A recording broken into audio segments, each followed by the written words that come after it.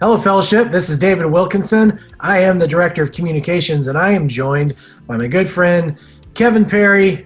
Kevin, how you doing, man? I'm good. How are you? I'm good. Your background is a lot more minimal than mine. Mine's looking a little busy, and you look like it's all Kevin. It's all focused on what you're going to be saying. I'm feeling like maybe I should change my location. No, yours has character. I look like I'm in a sanitarium, so I like yours better than mine. So sorry. No, you're good. Kevin, those of us on staff know that you're engaged with a lot of behind the scenes things. I would love for you to share some of your various roles at FBC and why you do what you do. Most of my energy obviously is with our worship music teams and by extension, kind of the audio video teams that really stand to serve on Sunday morning. But very closely related to that, and then this has been going on since I got here 15 years ago, is working with Jeff and Monty and other people on the team. Of course, you're on that team now too.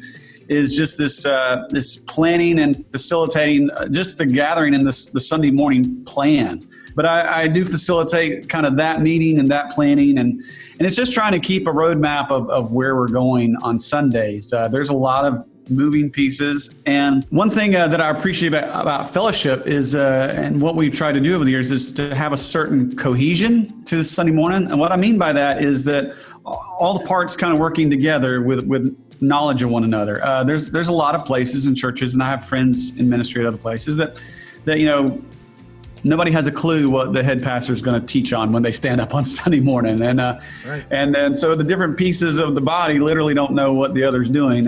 And I would say that's probably not the most efficient way to go about Sunday gathering. So we've tried to be cohesive and just make the service work together. Our gatherings and our teaching is right through a book of the Bible. So that helps, but it does take a lot of work. What role does the Holy Spirit play in all of this? Can you talk about that?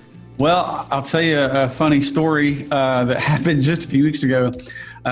We were rehearsing on a Sunday morning and going through songs and slides, and I made a comment at the end of rehearsal. I wasn't sure. I said, "Hey, I'm not exactly sure where we'll go out of this song." Just telling this to the audio video, my friends back at the audio video booth. I said, "I'm not sure exactly where we're going to go here at the end of this, so I don't know, just we'll figure it out."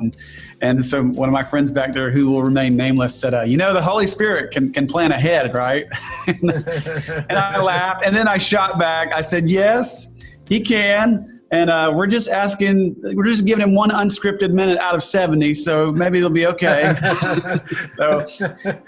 So I don't know, I want to remember in our planning always that the gathering of the church is a spiritual activity. Like I want to stay dependent on that fact that, again, I think anybody who's been to fellowship one Sunday can recognize that we're not a sensational church. We're not going for a big show. We're just trying to be faithful Sunday after Sunday. And I think part of that is just remembering that this is a spiritual activity and being dependent on the Spirit of God and plugging people in to come together and exercise their gifts as the people of God and dwell with the Spirit of God. So Sunday morning is not just about a big show. Sunday morning, worship.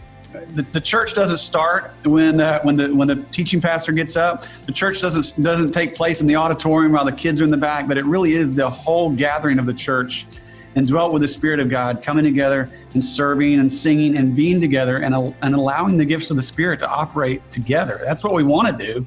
And that's harder, easy to say, but harder to execute. But that is the goal. Yeah.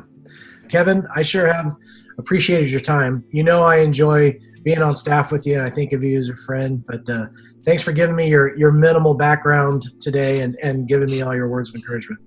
Well, thank you, David. And I'm thankful for you're the heart behind even doing these kind of things and for story and hearing and using this medium in a way that ministers and brings life and stirs people to faith. So this is your baby, and it's a beautiful baby. So thank you for what you're doing here. Not all babies are beautiful, unfortunately. That's true. Glad this one is beautiful too. Hey, you want to do this again? Yeah, sure. We'll do it again. All right. Thanks, man. All right. See you.